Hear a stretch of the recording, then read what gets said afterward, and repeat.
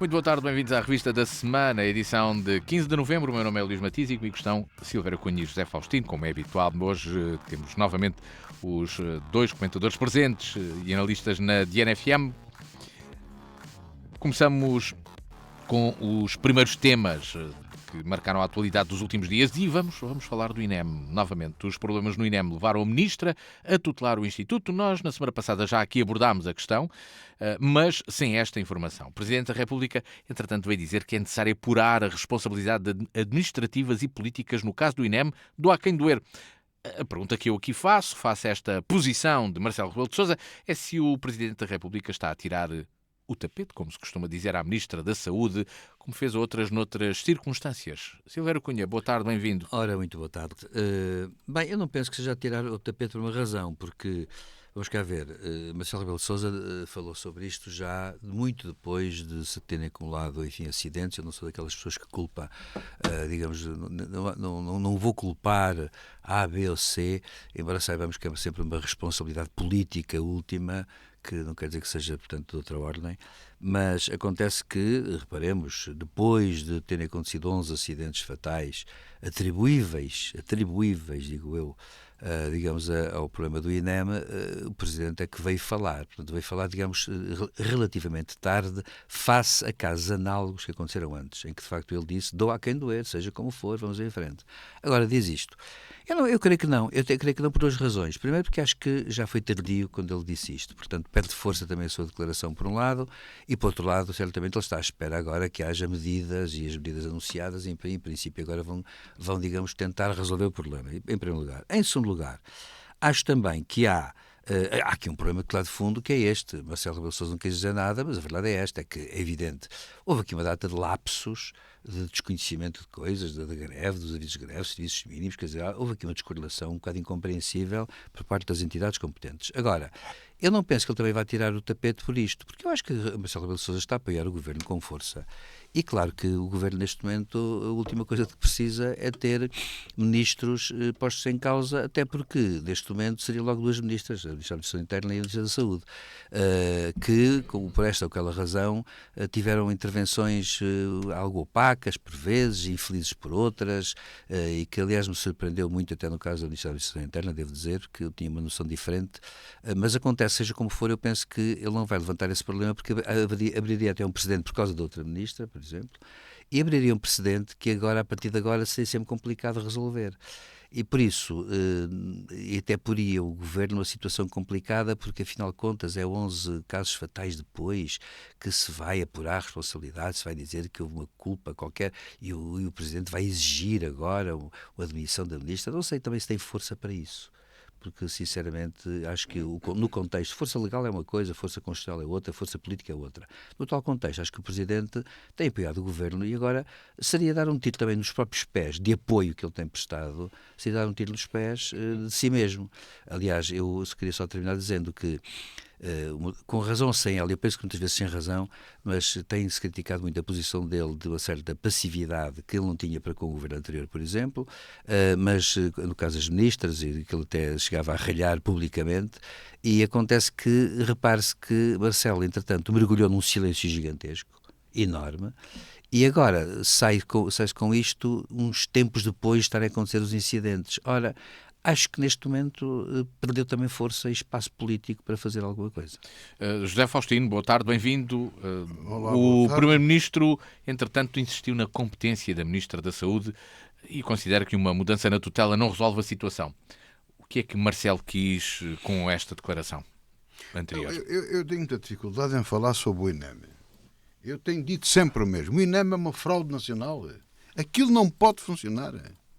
Imagine-se, o Matias está com a família a almoçar e telefona para mim para ele servir o vinho no copo. Isto é doido, isto não existe em lado nenhum. Está tudo maluco. Os bombeiros e as ambulâncias estão aqui.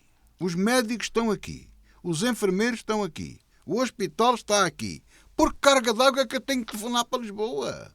Está tudo doido. Quer dizer, tanta descentralização, tanta regionalização, isto só pode dar erros, só dá problemas. Só pode dar problemas. Porquê?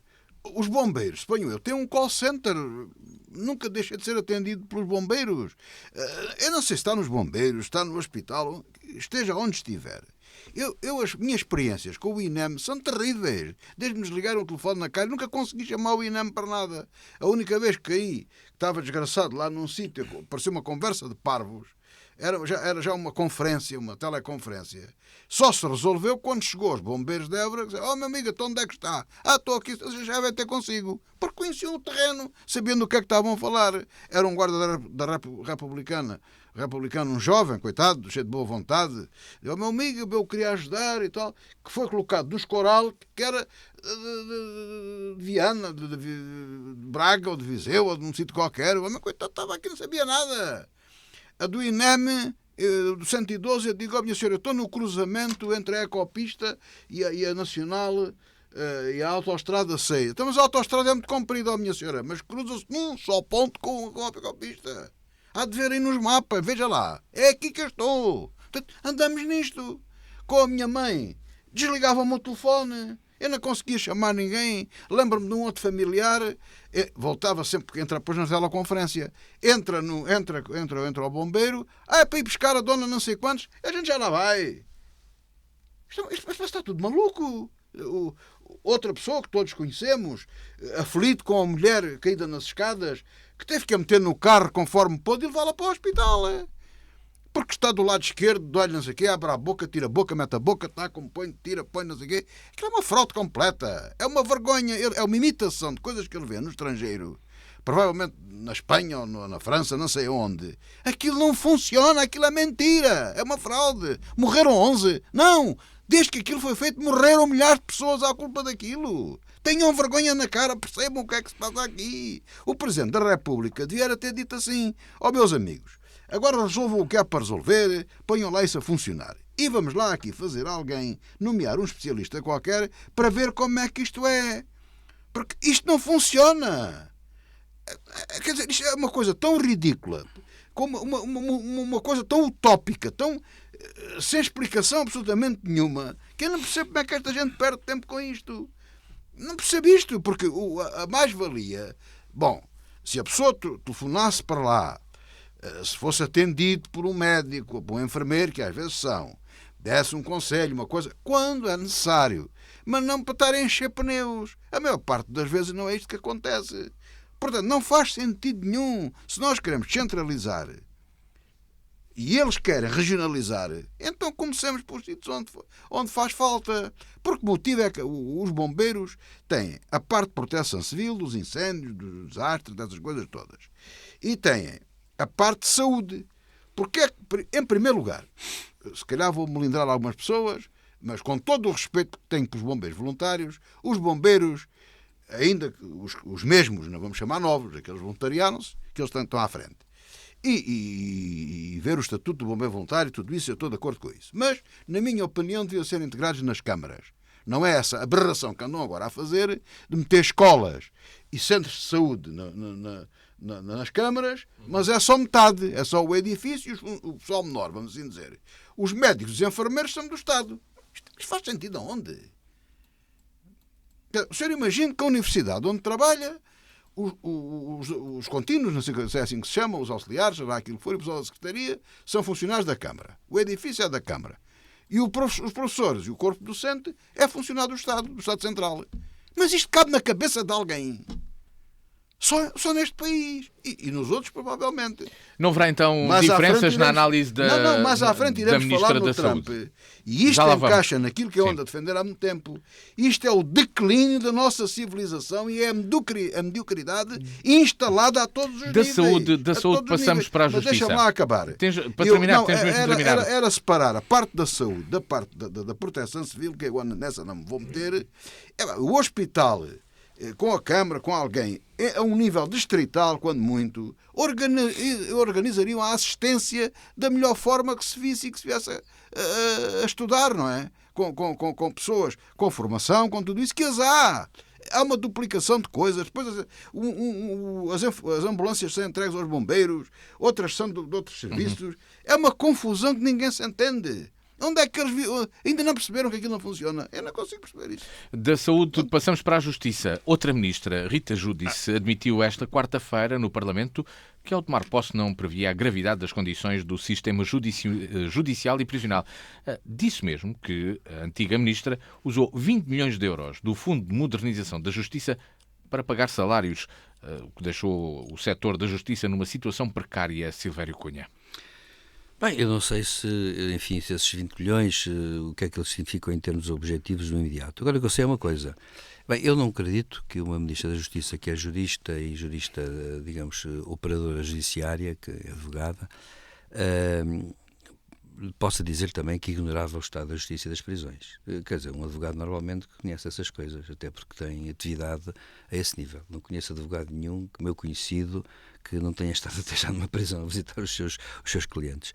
Portanto, a questão que se põe, enfim, claro, naturalmente, há advogados que não fazem o crime, fazem o possível. Sim, mas sabem disso na ordem, quer dizer, acontece, sabem disso. Sim, já têm ouvido dizer. Sim, portanto, eu acho que é verdade, Portugal tem um sistema prisional muito defeituoso, tem um sistema prisional, de facto, muito incompleto e muito ineficiente em termos de aspectos, como nós temos visto, aliás, com os últimos episódios que houve. Portanto, eu julgo, com toda a franqueza, que o sistema judicial, no plano até das prisões, etc., tem que ser muito revisto. Acontece uma coisa, também deve dizer o seguinte, a Ministra tem uma saída, a meu ver, uma saída não, tem uma desculpa, entre aspas, que é uma desculpa que, enfim, não se admite na Ministra, mas se admite na doutora Rita Alarcão Giudice, que é a seguinte, é que, na verdade, todos nós que andamos por aqui, todos nós, vírgula, a esmagadora maioria, todos nós, que nunca teve problemas sérios com a Justiça, olha para este mundo como um mundo que, no fundo, desconhece e que nem quer conhecer. E muitas pessoas até pensam que é bom até que aquilo funcione mal porque é um sistema punitivo. Deve dizer-se uma coisa, os sistemas prisionais, quanto mais adequados são e até humanizados são, menor é a taxa de criminalidade nesses países. É o que se passa, aliás, nos países nórdicos, onde efetivamente as coisas são muito diferentes e as taxas de criminalidade têm vindo a descer sempre. Acontece isto, é que nós não ligamos muito para isso. Não é só cá em Portugal, deve dizer-se, é em Portugal em todos os países. Eu recordo uma coisa que uma vez, até penso que falei nisto aqui a propósito de outro assunto, mas é verdade. Há uns anos largos, estes anos largos foi talvez 2010, 12, por aí, o Senado francês, aliás de maioria, devo dizer, gaulista, fez um relatório sobre o estado das prisões em França, que eu por acaso tive a oportunidade de ler, porque eles publicaram aquilo em separata, e veio num jornal em separata como se fosse um livrinho. Eu pude ler, em que os senadores franceses, de maioria conservadora, era o Sarkozy presidente, desancavam o Estado francês de uma forma brutal, contavam coisas aterradoras do Estado das prisões francesas. E o Senado exigiu uma mudança muito grave, muito grande na reforma do sistema prisional. Por uma razão, porque, vamos cá ver, a prisão tem várias funções, a retributiva, a dissuasora e a ressocializadora. E, claro, e no meio disto há outras coisas que acontecem, doenças, isto, aquilo, aquilo outro. Por exemplo, em França, uma coisa que se chegou a descobrir foi que os detidos, reclusos, que estavam reclusos, mas que tinham, entretanto, por qualquer razão, já entrado na prisão com SIDA, morriam nas celas, sem apoio de ninguém, porque os guardas prisionais não são enfermeiros, nem podem ser, numa doença mais contagiosa, e morriam sem apoio nenhum, sem estar junto às famílias, na solidão total, e de género assim, está a morrer, passado 4 horas e a sair, já morreu, pronto, cadáver, vamos embora. Era o que estava a acontecer em França. E o Senado francês desancou de alto a baixo, dizendo que aquilo era tudo contrário, tudo a direito e tudo por uma razão, porque o recluso é um cidadão como os outros, está privado de alguns direitos, como o direito à liberdade. Ora bem, mas no resto não mantém-se como pessoa. A dignidade da pessoa humana não morre. Por isso é que uma pessoa que esteja em coma continua a ter dignidade, apesar de não estar no domínio das suas faculdades. Ora bem, portanto, o sistema prisional é um sistema que escapa muito à visão das pessoas que normalmente andam aí a fazer a sua vida normal, como eu, como certamente aqui a maior parte, a esmagadora maioria dos nossos ouvintes, como nós aqui, e portanto, são-nos uma coisa longínqua, e por isso não é de admirar que até muitas vezes se pense que o dinheiro que lá é despendido é um dinheiro inútil, é deitar dinheiro fora. Mentira, porque quanto melhor for o sistema, menos criminalidade haverá, e acontece que os holandeses, por exemplo, e os suecos noruegueses andam a fechar prisões, andam a poupar dinheiro, porque efetivamente o sistema tem vindo a resultar.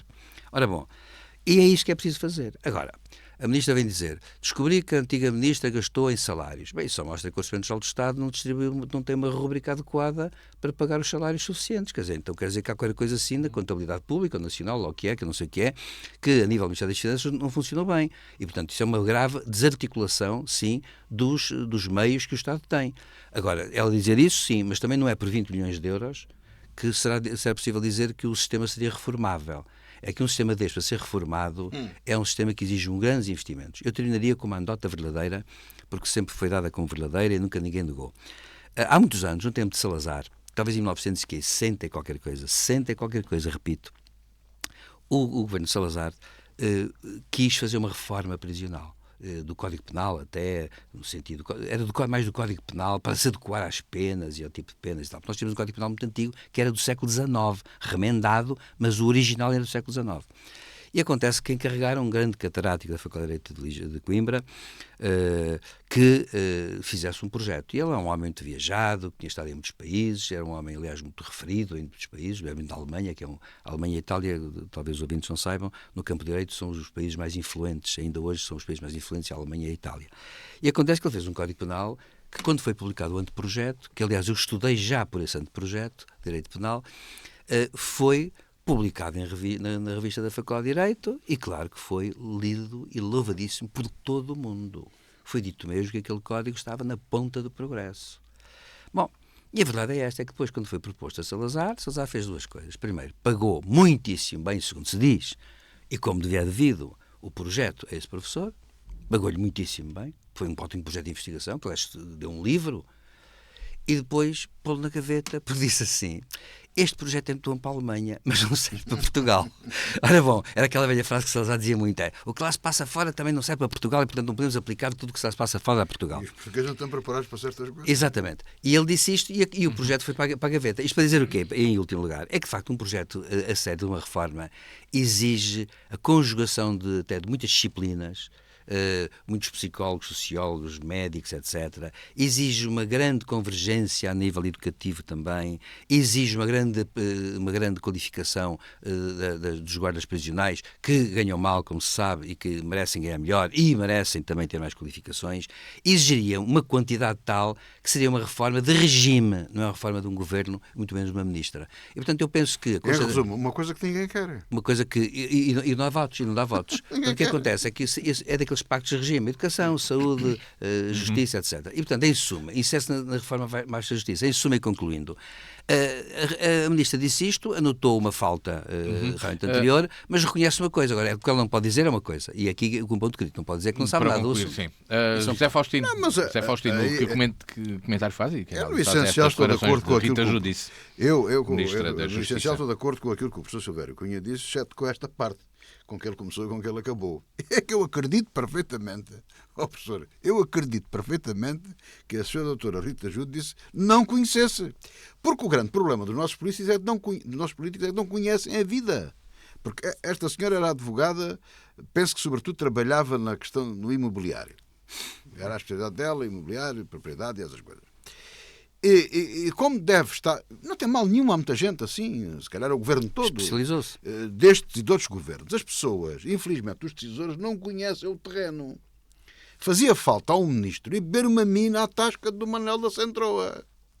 Eles não sabem, não lidam com as pessoas, para ouvir as pessoas.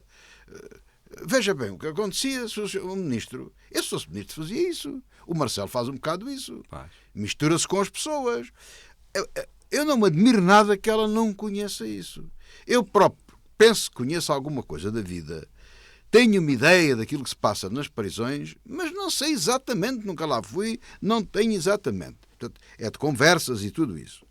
Sei, ou por outra, estou convicto disso, é que, atendendo àquilo por aquilo que o professor disse, que o nosso regime não pretende punir pura e simplesmente a pessoa, pretende reabilitá-la, mas isso é preciso uma coisa, é preciso que a lei diga isso, que diz, isso está assente, é uma questão de regime, mas que toda a gente interiorize isso.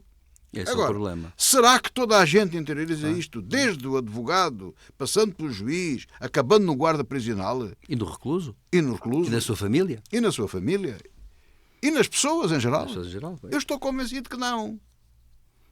Ainda outro dia falava com um amigo lá está, não digo na tasca, mas num restaurante popular, não costumo ir muito, e dizia, eu acho mal que o macaco esteja preso. O macaco é aquele da claque do Porto. E acho. Não vejo motivo nenhum para aquele homem estar em prisão preventiva. Na minha opinião, na minha qualidade de leigo, não vejo.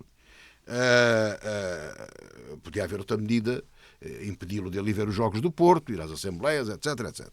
Não vejo motivo para ele estar preso. E a resposta que eu obtive do meu interlocutor foi esta. Se ele está preso, alguma coisa ele fez. Ou seja, que diabo, ao fim de tantos anos, a falarmos de direito, de prisões preventivas e não sei o quê... De erros. Ainda me respondem assim. Ora, uma pessoa para estar presa preventivamente pode não ter feito mal a ninguém. Não, sem ser o caso concreto. Ele pode vir a ser inocentado na sentença do tribunal. Ele só está inocente. E pode ter estado preso preventivamente 2 anos. Mas as pessoas ainda não interiorizaram este problema. E há muita gente no Ministério Público, não estou a dizer que é o Ministério Público, sabe isto. E é isso que fazem o espetáculo, o segredo de justiça, quebra o segredo de justiça, etc, etc, etc, etc. Agora, tornar as prisões civilizadas e pô-las no seu devido caminho, há uma coisa que eu digo. É muito difícil. O professor já falou, os tópicos principais. E eu acrescentei, é uma coisa que ninguém quer. E mais, que eu nunca esperei, agora deixa-me dar a minha opinião pessoal, nunca esperei 50 anos depois de ser imposta a democracia em Portugal que estivéssemos no estado em que estamos. Em França está assim, como que contei. Pior até. Pior. Porque esse é que é o ponto e devemos lá chegar. A degradação da civilização, infelizmente, não é só em Portugal. Claro. E a mediocridade não é só em Portugal. A nossa civilização, o nosso regime de democracia liberal está a ruir perante a tirania de Putin e de Xi Jinping. Este é o ponto. E de outros tiranos menores que não cito porque não têm a capacidade intelectual dos dois que disse. Vamos à política regional da Madeira, com a votação da moção de censura que foi adiada para 17 de dezembro. Concordará que é superior, infelizmente, à dos nossos líderes ocidentais. Pronto. Na Madeira, o Chega, o PS e o JPP vão votar a favor dessa moção de censura, garantindo desse modo a queda do governo de Miguel Albuquerque. Silvério Cunha, a oposição interna do PSD já se está a preparar para tentar derrubar Albuquerque. Esta é uma reta final para Albuquerque ou para o PSD no poder na Madeira? Por acaso eu, nestes dias em que houve isto tudo, eu vi, por mero acaso, tipo Zeppelin, que estava... O Dr. Alberto João Jardim. Sim. Ora, está. Ora bem, e viu a desancar de alta baixo... E viu muito bem. A desancar de alta baixo em Miguel Albuquerque de uma forma impressionante. Agora, a questão que se coloca é um bocado esta. Mas com elegância. Sim, mas... Muito corretamente. Mas a zancá-lo, quer dizer, Política, sim. com dureza, digamos assim. Objetivo, ele deve sair com dignidade. Claro. Agora, a questão que se coloca é esta. Precisamente aqui que é o ponto que eu queria chegar. Eu não sei o que é que os outros partidos, a Iniciativa Liberal e também o PAN, não é? Também tem um deputado, não sei o que é que vão fazer. Mas a questão é esta. O que me surpreende mais, claro, há aqui um problema objetivo que é este. Temos um governo regional onde há 4, pelo menos, secretários regionais que estão implicados e que estão sob investigação judicial. Portanto, é evidente que não é só o presidente do governo regional, é quase metade do governo, e alguns deles importantes. Portanto, estão todos sob investigação judicial. E é claro que isto também não pode ser. Eu sei que neste momento, ela está tal coisa, é a velha questão. Quem está sob investigação, juridicamente, não está tocado, porque não é condenado de nada. E, portanto, presume-se a inocência. Mas politicamente, aqui a questão, a decisão de direito e política é isto. Não devemos nem politizar excessivamente o direito, nem judicizar excessivamente a política. O grande problema é esse. E nós, hoje em dia, na opinião pública, misturamos as coisas de um lado para o outro, parece uma porta giratória, quando, na verdade, não é bem assim. Não é bem assim, de facto, em termos rigorosos. Agora, o que é que se passa é isto? Politicamente, isto fragiliza muitíssimo Miguel Albuquerque e o Governo Regional. É péssimo ter uma data de, digamos, entre aspas, ministros regionais sob investigação. É porque alguma coisa acontece, há indícios, não se sabe o que é. Primeiro ponto. Segundo ponto. Miguel Albuquerque, eu já uma vez aqui disse uma coisa e volto a dizer, porque é uma surpresa para mim. E vou dizer porquê. Nos anos 90, finais dos anos 90, quando se falava muito da pós-modernidade, a modernidade até nas universidades, e continua a falar-se, claro, uma vez vi um livrinho de um tal Miguel Albuquerque, que é este Miguel Albuquerque aqui, que escrevia sobre a pós-modernidade. E eu até comprei o livro e li. E na altura eu não sabia o que ele era. Ele era um jovem militante na altura do PSD, da Madeira. Talvez fosse que um dirigente médio da juventude, social-democrata. Isto foi há 30 e tal anos. Não é? E acontece, quando li o livro, até achei que o livro era um ensaio, portanto era um texto que tinha poucas referências, portanto não fazia muitas citações, portanto, ou seja, o autor não usava argumentos de comparação, até de modéstia, que na academia se exige. Quando a pessoa usa um livro, deve dizer que livro usou, onde é que ele está citado, enfim, para mostrar que, por um lado, leu, mas também para mostrar que nem tudo o que diz é genial, ou é inovador ou original. Ora bem, o que acontece é que ele escreveu um ensaio e tal, mas no fim eu li aquilo e disse assim, mas esta pessoa, independentemente do que leu ou não leu, escreveu um livro do caso interessante. Eu até disse assim, olha, é engraçado, apareceu aqui uma pessoa da Madeira, um quadro do PSD, que se dedicou a uma questão que está muito longe da política, porque o livro não tinha essa função política. Era um livro de especulação, de pensamento. E fiquei e registrei na minha cabeça. Mais tarde é que vim a saber que o mesmo Miguel Albuquerque é que agora estava a lançar-se nos governos e na política madeirense a sério. Ora bom, o que eu acho é uma coisa que me espanta, é que a política de comunicação dele é desastrosa. Ele fala nas colegas de imprensa de uma maneira que é uma maneira de quem diz assim, eu quero lá saber o que vocês pensam. No fundo é o que ele diz. E isto é que é espantoso. O que é espantoso é que não é só ele dizer que não basta, vamos cá ver, não é dizer que não saio, só saio se houver eleições. Não. A questão é outra. É que ele diz aquilo com uma arrogância muito grande. Quem diz, eu quero lá saber o que vocês pensam. Isto é, a lei, o Estado de Direito, etc., as instituições. Vamos a votos e se eu ganhar até posso continuar e não sei o que, não sei o que. É uma espécie de cisionismo e de voluntarismo. Quer dizer, é a vontade de substituir a razão. Ora, no Estado de Direito é a razão que está à frente, a vontade está depois. E acontece que ele, na verdade, não tem uma péssima forma de comunicação política, que eu até me admiro que ele não tenha um conselheiro qualquer, até para bem dele, porque ele, em cada conferência de imprensa, quando ele fala, eu acho que ele fala sempre de uma forma um bocado bruta e a dar tiros nos pés. Com razão sem ela, devemos pôr assim a questão. Isso hoje em dia contam muito, as percepções contam muito, como sabem. E acontece que, evidentemente, e quando isto começa a estender-se ao governo todo, é óbvio que há aqui um problema que é este, é que Miguel Albuquerque não pode dizer que não se passa nada. O problema é que quando a pessoa nega tudo, não pode ser. Ele tem que dizer assim, há motivos, há aborrecimentos, há problemas, e tem que arranjar uma saída para esses problemas. E a saída passaria, por exemplo, por dizer assim, bom, olha, peço admissão e vamos a eleições. Eu acho que até seria muito melhor para ele do que dizer assim, não sai, e portanto é uma moção de censura que vai ter que derrubar. E é assim e tal. E o Chega, claro, teve sentido de oportunidade, bem entendido, porque no fundo foi ele que teve a iniciativa, e obviamente está a colocar-lhe a faca, digamos assim, na garganta, e Miguel Albuquerque, depois da faca na garganta, ainda vem dizer que no fundo, quer dizer, vem descompor a oposição, é uma falta de jeitinho político que eu acho que o Alberto Jardim não teria. Alberto Jardim teria uma saída muito mais habilidosa e inteligente. E isso surpreende muito em Miguel Albuquerque, devo dizer, negativamente, claro, surpreende muito, e acho que é também uma falta de fair play democrático, de cultura política, que também me surpreende muito nele, porque ele teria a obrigação de ter. Porque, por exemplo, Alberto Jardim, deixa-me só concluir dizendo assim, tinha carisma. Miguel Albuquerque não tem o carisma de Alberto São Jardim. E quando tem esse carisma, também não se pode dar ao luxo de dizer não saio, não quero, não faço, não vou. Não pode dizer isso. E, portanto, ele tem que usar argumentos. E tem que ter argumentos por trás. Ele até podia dizer assim, não, vamos esclarecer tudo rapidamente, eu quero esclarecer tudo, e vou depor, e faço isto, e faço aquilo, faço aquilo outro, e depois, no fim, sim, senhor, eu peço logo a admissão. Podia ter uma saída, ainda que fosse uma saída infeliz, no sentido infeliz nesse sentido, fosse uma saída que não fosse resolver o problema de fundo, porque só as autoridades judiciais podem resolver. Mas ele podia ter uma saída política, mas a saída política dele é antipolítica, é dizer assim, eu estou no poder, eu faço, eu quero, e por isso não vou fazer nada que vocês pensam, porque vocês é que não sabem pensar e eu é que sei. Está enganado. É que na política há o reconhecimento do outro. E o outro tem que nos reconhecer para nós termos validade. E ele, portanto, está a deitar tudo fora. José Faustino, esta é uma reta final para Albuquerque, que se tem apresentado assim desta forma não sei, porque arrogante. Também achas isso ou não? O professor Arquinho põe um problema certo em relação a Miguel Albuquerque. Mas eu vou acrescentar mais qualquer coisa à conversa. Por facto, Miguel Albuquerque eu não o conheço pessoalmente. Conheci o Alberto João Jardim, conheci relativamente o ambiente na Madeira, que é muito esquisito, não é bem igual aqui assim ao nosso, é diferente. E dizer, por exemplo, Alberto João Jardim tinha uma coisa que o confortava muito, que era a maioria absoluta. Teve 10 maiorias absolutas.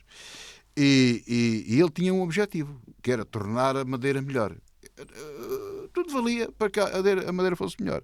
E, pelos vistos, não se governou. Não tirou dinheiro, não tirou o que sempre viveu e aquilo que sempre foi. E a Madeira desenvolveu-se. É uma das zonas mais desenvolvidas da Europa, comparativamente. E, portanto, ele tinha, de facto, o grande conforto da maioria. E o professor tentou dar razão, e é, de facto, estranho, porque Miguel Albuquerque, que eu não conheço, sei que é um indivíduo culto.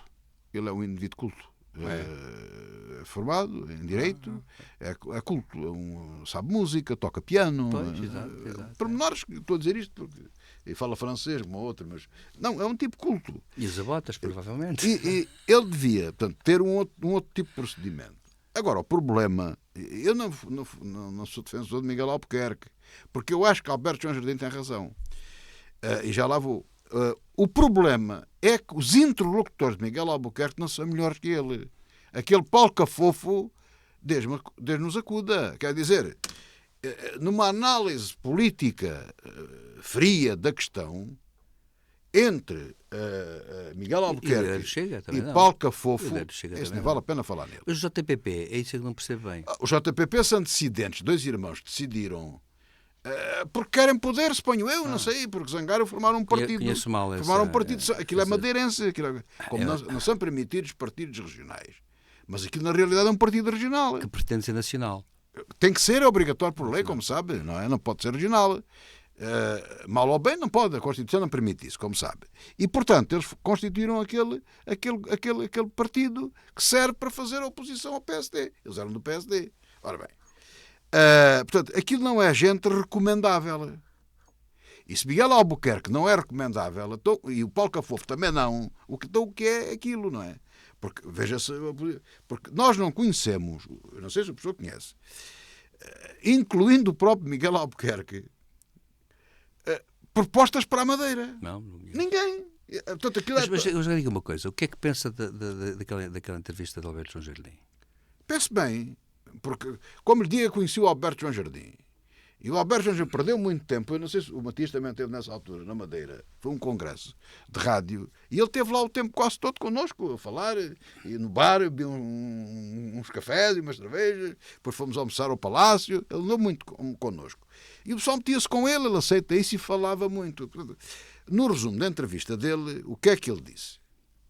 Ele disse, eu até acrescento mais... Quando o Alberto João Jardim pensou, a idade dele, ele tem 80 e tal anos, em sair do governo, tinha a ver, o Miguel Albuquerque foi um delfim. E em determinada altura do processo deixou de ser, houve outro, ele arranjou outro, houve ali, e criaram-se ali vários delfins, vários problemas, tanto que o Alberto João Jardim sai um pouco em conflito com o Miguel Albuquerque. Eles nunca se deram muito bem. Portanto, o Alberto João Jardim apoia o Miguel Albuquerque num apoio de simpatia para dar conforto. Unidade do partido. Unidade do partido, exatamente. E o que é que ele nos veio dizer ontem? Veio-nos dizer, aquilo de certa forma nós sabíamos, ele só veio confirmar, é que o PSD está partido, está fracionado. E a única possibilidade que ele há, porque de facto os outros não são alternativa, ele também tem razão nisso, não o disse claramente, mas isso vê-se, digo eu, é o PSD unir-se em torno de um líder que não é o Miguel Albuquerque, tem que ser outro. Ele sabe quem é, mas não quis dizer. Há de haver outro, há um que consegue unir tudo, há de haver algum que une tudo. E unindo tudo, segundo o Alberto João Jardim, eles têm a maioria absoluta. E aí o problema está resolvido. Porque a oposição do Chega, do Cafofo e daquela gente e do JPP não é oposição nenhuma.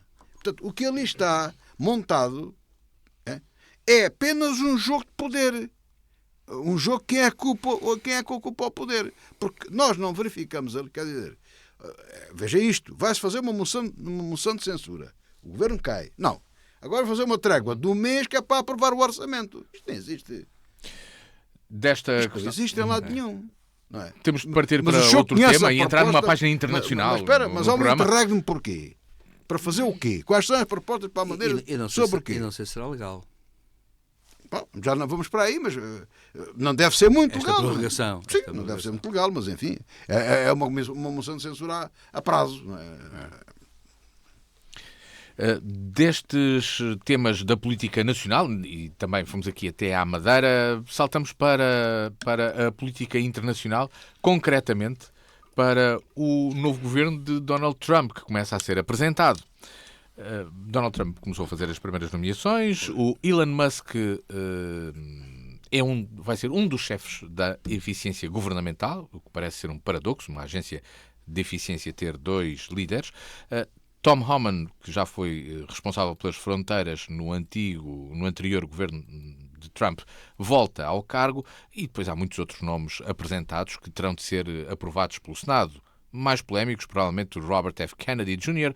para secretário da Saúde, conhecido pela sua posição anti-vacinas e muito polémicas em torno da saúde, mas também Matt Gaetz ou Pete Hegseth, um apresentador de televisão, para secretário de Defesa. Silvério Cunha, que sinais são dados por Trump ao apresentar estes nomes para o governo? Bem, vamos cá ver. Há duas coisas a considerar. O primeiro plano que tem sido discutido é saber, o que é que vai acontecer efetivamente na prática com Trump no poder, agora na segunda volta, da segunda vez, quero dizer, dado que, dessa vez tem as maiorias todas possíveis e imaginárias e tem 4 anos para levar a cabo o que pretende. Não sei, há quem diga, aliás, que o verdadeiro mentor é o J.D. Vance, que é de facto uma pessoa muito inteligente, diga-se passagem. J.D. Vance é muito inteligente, mas acontece que pode ser que esteja por trás também de um certo golpe a esse nível. Agora... O Trump não tem ninguém atrás. Não é homem para isso. Não é homem para isso, mas o J.D. Vance influenciou. Isso está bem. Agora, acontece Todos que... influenciam, sim, desde que o convençam. Sim, claro. Agora, acontece o seguinte, claro que há aqui problemas que são delicados, que são estes. Por exemplo, há uma secretária que vai ser nomeada e que, segundo muitas investigações, tem relações fortes com Putin. E esse é um caso duvidoso. Depois há outros casos, o da defesa, penso eu, que também está metido a investigações que há sobre prostituição e abuso de menores e violações e por aí fora, não sei, visto da imprensa. Robert Kennedy, filho do Robert Kennedy, o Júnior, é curioso, defende as ideias contrárias às do pai. E acontece que, efetivamente, para a Secretaria da Saúde, não sei se valerá muito a pena, porque ele é contra as vacinas em geral, ele não é só negacionista das questões de Covid, é negacionista de tudo. E como é um negacionista de tudo, é uma coisa um bocado perigosa. Depois, o das fronteiras, Donald Trump teve uma saída muito curiosa, eu acho que foi um ato falhado freudiano, foi chamar esse homem o novo czar das fronteiras. Ora, dizer que o secretário das migrações é um czar é aproximar-se muito dos termos russos, começa por aqui. Mas eu outro dia também ouvi aí noutro fórum, acho que era europeu, a falar no czar agora, para que entrou na moda. Agora, isso agora é uma coisa sem pés em cabeça. Agora, a questão que se coloca é... É decadência? Agora, o que se passa é a velha questão da discussão que há. Eu tenho lido agora umas coisas largas, por acaso devo dizer, sobre as razões ou as desrazões que levaram Trump a ganhar ou os democratas a perder, porque no fundo também pode ser isso. A verdade é esta, é que houve muito menos votantes que em 2020. Curiosamente, o Partido Republicano perdeu cerca de 6 milhões de votos e o Partido Democrata perdeu cerca de 14 milhões. Portanto, houve menos gente a votar e menos gente a votar em qualquer um dos candidatos, embora mais em Kamala Harris do que em Trump. Portanto, acontece que alguma coisa mudou. O que é que fez com que... E, por outro lado, também deve dizer-se uma coisa. Os outros 17 candidatos, incluindo a doutora Jill Stein, que é dos Verdes, que não chegou a ter 2% dos votos no total, portanto não tem uma expressão que fosse suficiente para dar a vitória a Kamala Harris, por exemplo, ao contrário que se julga, embora, naturalmente, há quem diga o seguinte. Como o sistema... O interessante agora é que desta vez voltava-se a justiça, o sistema eleitoral contra Trump. Deve dizer-se uma coisa curiosa. Já estive a ver cálculos bem fundados de estatísticos. Sucede que Trump ganhou no voto popular, coisa que não aconteceu em 2016, em que ele perdeu 3 milhões de votos face a Clinton, como o George W. Bush perdeu 1 milhão de votos face a Gore. Acontece, às vezes ganhou, mas curiosamente, ficam a saber que em 4 estados, swing states fundamentais, ele ganhou em um por 18 mil votos, noutro por 130 mil votos, noutro por umas dezenas de milhares de votos. Ou seja, paradoxalmente, ele poderia ter ganhado na maioria dos votos populares e, se tivesse havido qualquer abandozinho de sorte daqueles estados, Kamala Harris poderia ter tido mais membros do colégio eleitoral. E é engraçado que eu vi até uma discussão interessante perante cientistas políticos americanos em que dizia assim, mas afinal de contas é o voto popular, não é? Portanto, em 2016 Trump não devia ganhar. Quem devia ter ganhado seria Hillary Clinton, teve mais 3 milhões. Agora, curiosamente, ele ganharia nos votos populares e poderia, com umas pequenas coisas, perder naqueles estados, porque no fundo o Partido Republicano não teve aí grandes ganhos. O que mostra uma coisa curiosa, mostra de qualquer maneira o seguinte, é aqui que eu queria chegar para acabar. Os Estados Unidos são divididos em duas partes, basicamente. É 50, tal e 46, tal. Depois os outros são aqueles 17 candidatos que tiveram mais uns pauzinhos aqui e acolá. Foram 17 candidatos, foram mais 15 candidatos, é dizer-se. E acontece que estão divididos e, portanto, acontece uma coisa, é que não vai haver consensos, mesmo que os órgãos legislativos tomem medidas. Mas aí temos um problema que é a legalidade, sim, mas a legitimidade, calma. Porquê? Porque há a Constituição Americana. E deve dizer-se que, obviamente, pode dizer-se que a Constituição Americana é suscetível de muitas interpretações, até porque é uma Constituição que é, como a dos séculos XVIII e XIX, são mais vagas, mais imprecisas, tem emendas muito concretas, mas depois deixam buracos, digamos, negros abertos, e, portanto, há ali um problema de compaginação da tripartição dos poderes que é sempre suscetível de criar dúvidas. E seja como for, os Estados Federados têm autonomia, e, portanto, vai acontecer uma coisa, vai acontecer que vai ser tudo muito áspero, tudo muito acirrado, vai ser um problema. Em contrapartida, para dar uma outra versão, que é esta, em contrapartida, o que aconteceu nos Estados Unidos não é a primeira vez. E, portanto, os Estados Unidos têm aquela característica que é uma coisa em que pouca gente pensa, que é a seguinte: os Estados Unidos são um país jovem, são um país que tem 250 anos no máximo de sistema, 1776 até agora, são um país que tem uma Constituição desde 1787, e sucede que são um país onde já apareceu, por exemplo, um presidente, Andrew Jackson, no século XIX, muito parecido com Trump. E também Thomas Jefferson, por exemplo, ao contrário de Hamilton, dois fundadores dos Estados Unidos, dois redatores da Constituição, que no final da vida tinham posições diferentes.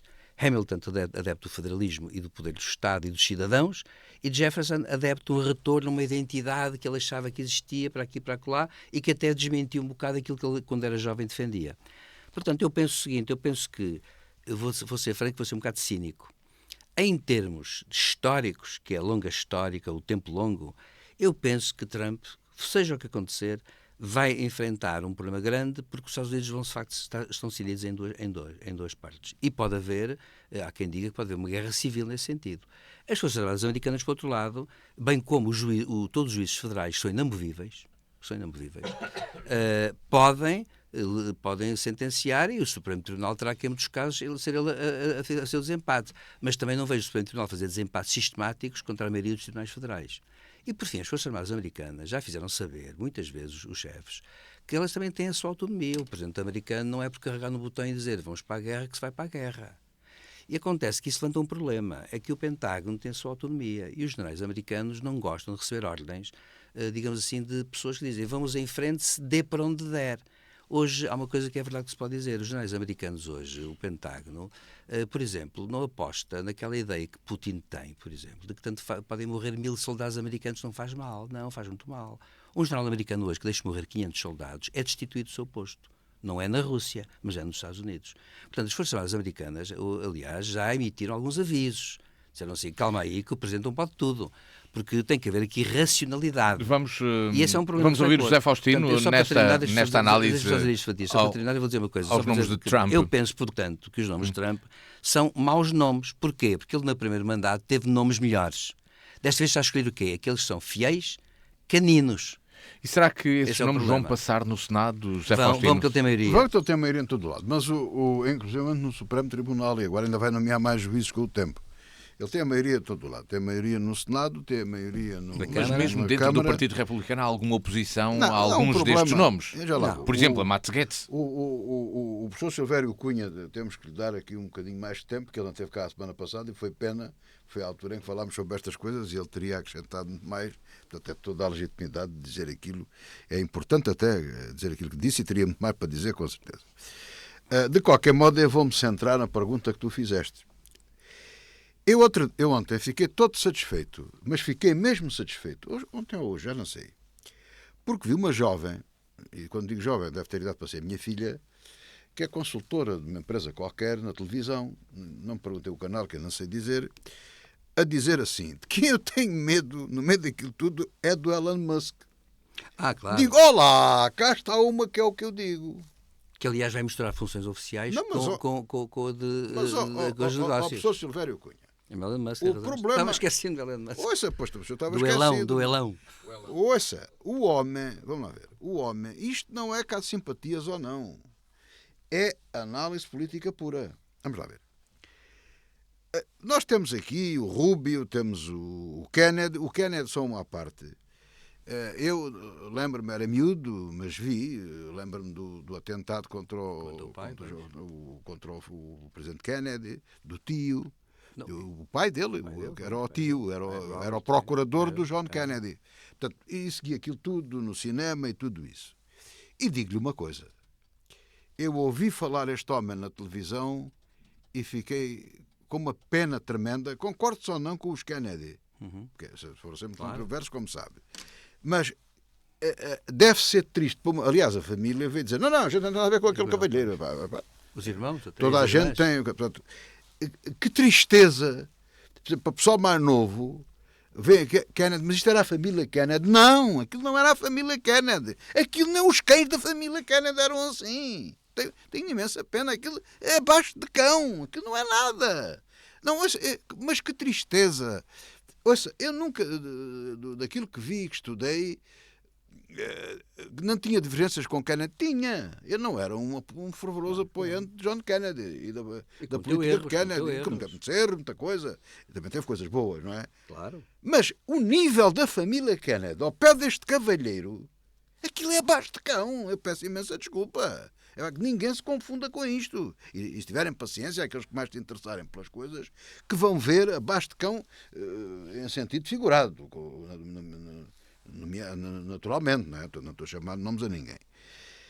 Agora, vamos lá ao senhor Elon Musk. É que pela primeira vez, nós temos um indivíduo com umas funções lá da burocracia, isso. Eu nem sequer quero discutir isso. Burocracia em todo o lado, se ele desburocratizar, faz muito bem. O problema é outro. É que o Sr. Musk, além de fabricar automóveis, tem uma rede social controlada por ele. Uma rede social. Tem uma agência espacial. Ele tem meios para lançar mísseis intercontinentais. Ele só não tem ogivas nucleares. É uma questão de ir à Coreia do Norte e comprar duas. Portanto, o Sr. Musk tem meios próprios para destruir o mundo. Atenção a isto. Eu não estou aqui a alarmar nada. É só dizer o que é que ele tem. E tem uma rede de satélites a nível mundial que, por exemplo, pode fazer colapsar a Ucrânia. E que ele já prometeu e disse ao Zelensky que os satélites estão aí para toda a gente.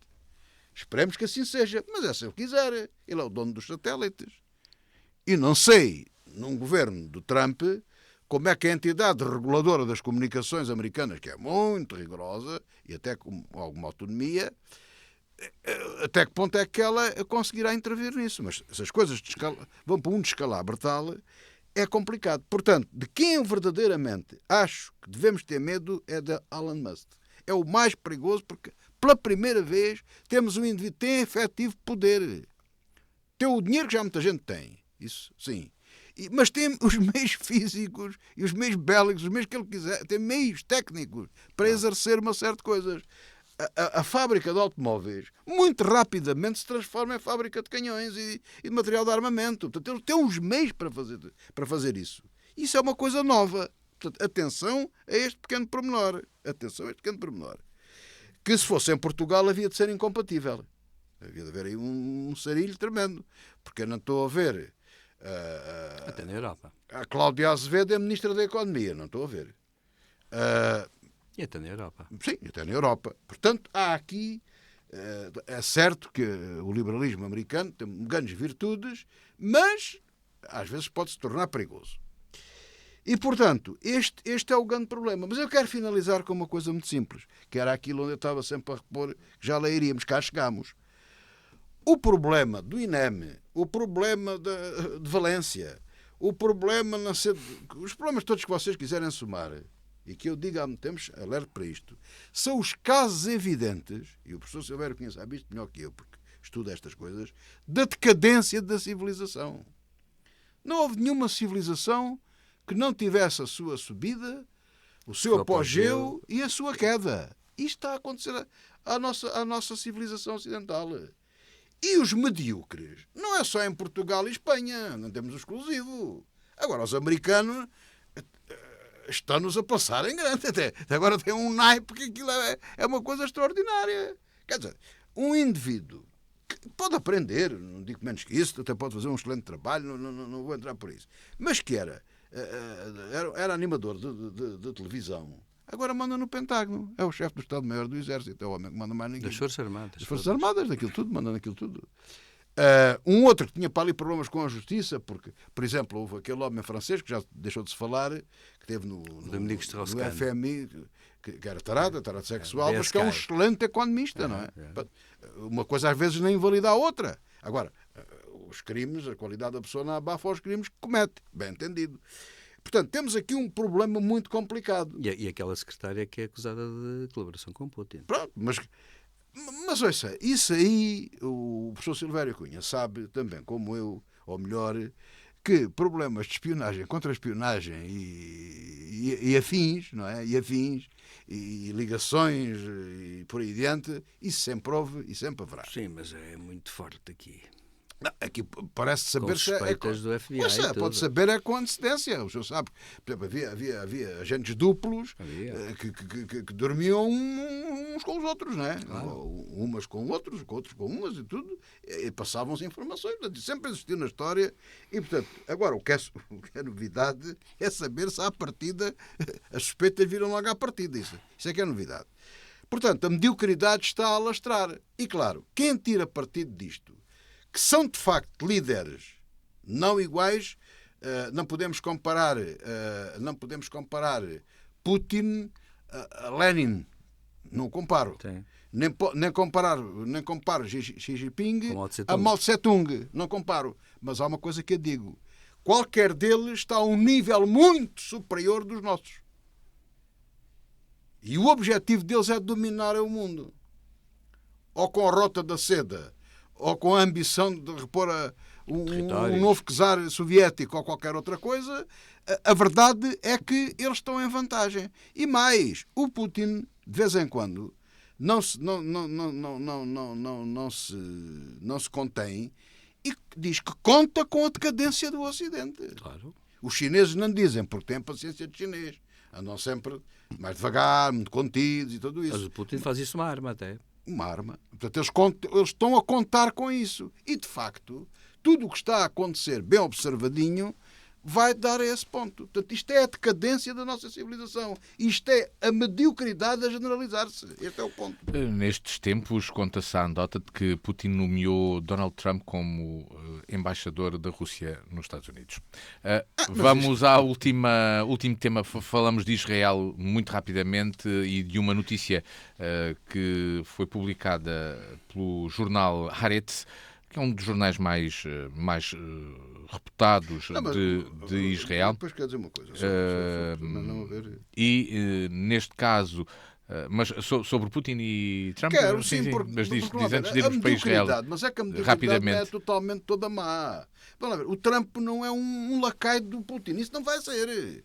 Porque se o Trump se zanga com o Putin, numa medida irracional, toda a gente à volta dele a dizer que está errado, ele avança. Mas não tenho dúvidas nenhumas disso.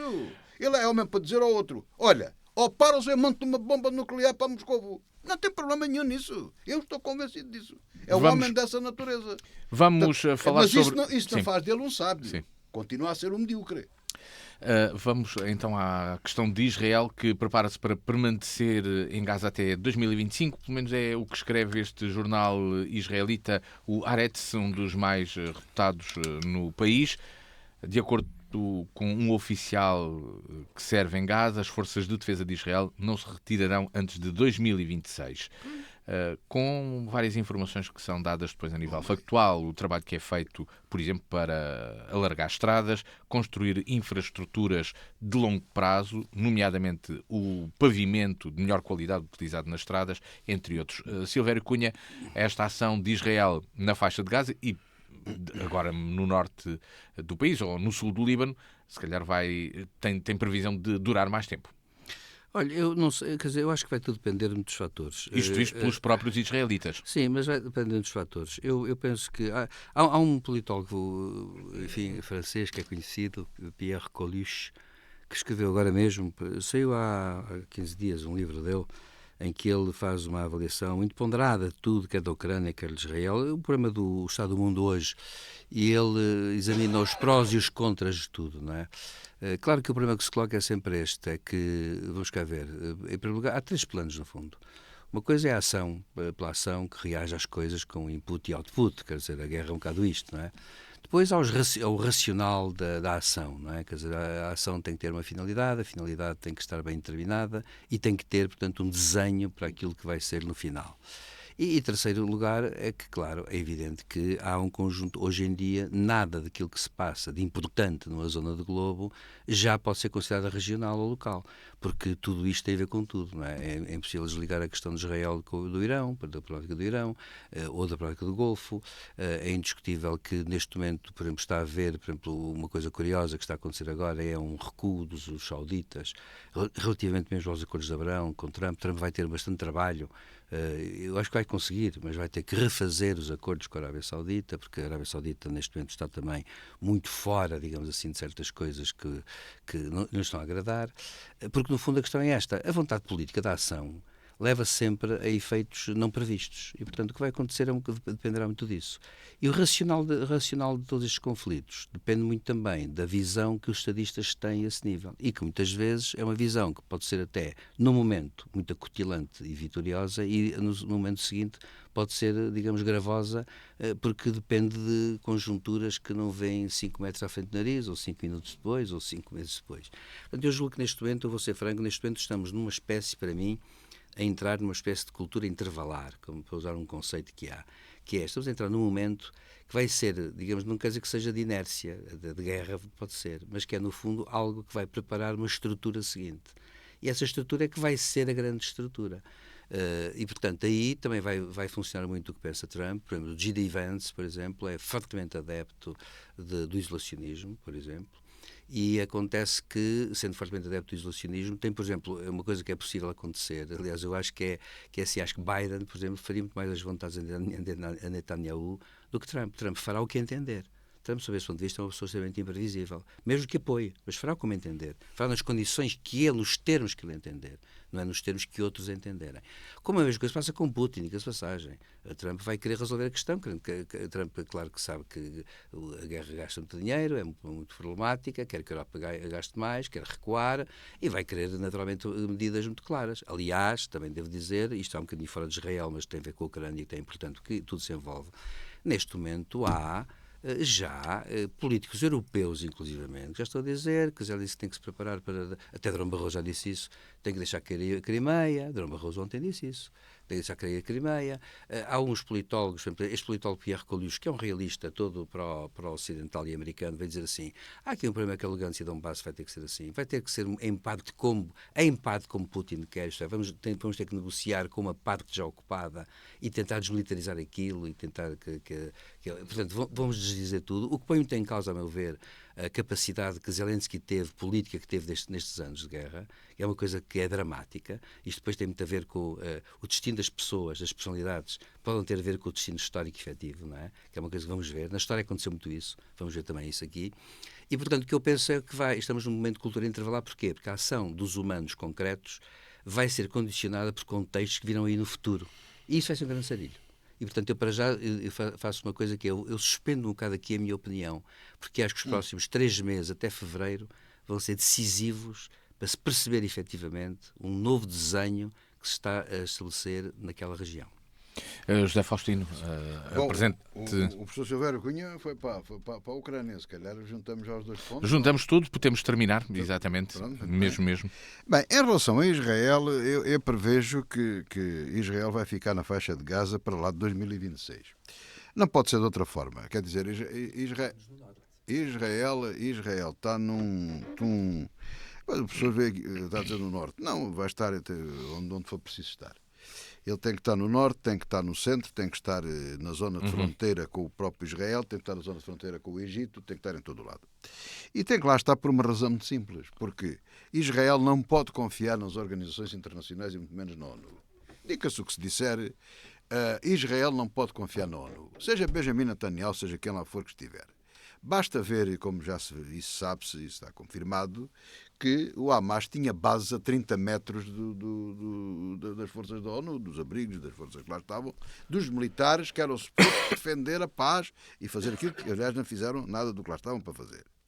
Mas sabe-se e isso é impossível de evitar, também não é culpa de ninguém, que muita gente, não são 2 ou 3 funcionários da ONU, que no fundo são do Hamas e até participaram no ataque que houve. Portanto, isso é tudo conhecido e isso não há dúvida absolutamente nenhuma. E é impossível militarmente limpar e acabar totalmente com o Hamas. Portanto, isso é impossível. Como terminará a questão da entrega dos reféns é aquilo que não se sabe. Agora, uma coisa é certa: para que o problema não se volte a repetir, Israel tem que dominar totalmente a faixa de Gaza, mas tem que a reconstruir. Portanto, a sorte daquela gente ainda é Israel lá ficar. Israel aceitará, com certeza, que se lá for uma força de americanos, ingleses, até do Egito, portanto, alguém ali ou do Catar ou qualquer coisa, com certeza que aceita uma coisa dessas. Mas eles têm que lá ficar, porque eles são os únicos que garantem que de facto não voltam a ser atacados e que não têm problemas. Este é o problema. Portanto, eu não tenho dúvidas absolutamente nenhumas disso. Nem vale a pena grandes conversas, porque isso não invalida de maneira nenhuma que o processo para as 2 nações, ou para os 2 países, ou lá como se quer fazer, que são 3, não é? Que isso não deixe de andar. Isso pode andar, os tratados de paz e tudo isso. Eu não acredito muito nessa evolução, mas é possível que isso aconteça. Fica essa... Em relação para concluir rapidamente, agora, em relação à Ucrânia, é claro que as coisas levam o caminho do fim que hão de ter, e portanto já se percebeu que a Crimeia e aquelas zonas do Donbass e tudo isso que estão ocupadas já não será mal para Zelensky nem para a Ucrânia se elas ou ficarem independentes ou uma zona neutra, desmilitarizada ou militarizada com forças militares mistas em autogovernação. Não é má, não é? Portanto, para mim o grande problema aqui disto, e para a Ucrânia, que é a grande maioria do território da Ucrânia, são várias coisas. É os acessos ao mar e é sobretudo os meios de defesa. Portanto, a relação com a NATO. E a Ucrânia deve, com certeza, prosseguir o seu processo de adesão à União Europeia. Deve-se abrir até uma exceção para que isso aconteça. A União Europeia deve ter uma forte colaboração, não só militar, mas na reconstrução da própria Ucrânia. E outra coisa, se não entrar para a NATO, deve ter um estatuto especial que a defenda de qualquer pretensão russa. E depois, até ter a capacidade de poder manter aquilo que for acordado em eventuais acordos de paz para o desenvolvimento daquelas regiões neutras, vamos assim chamar, como é que elas irão ficar, incluindo a própria Crimeia. Porque a Crimeia pode ser independente, não tem problema nenhum, ou ficar numa zona autónoma, qualquer outra coisa. E o mesmo se passa com as outras zonas. Portanto, há muito ainda para discutir e para falar. É assim que chegamos ao final desta revista da semana, deste dia 15 de novembro, com José Faustino e Silvério Cunha. O meu nome é Luís Matias e o encontro está marcado consigo de hoje, uma semana novamente, sexta-feira às 18, sábado às 14, sempre que quiserem, www.dnfm.com e no canal do YouTube da DNFM. Boa tarde e bom fim de semana.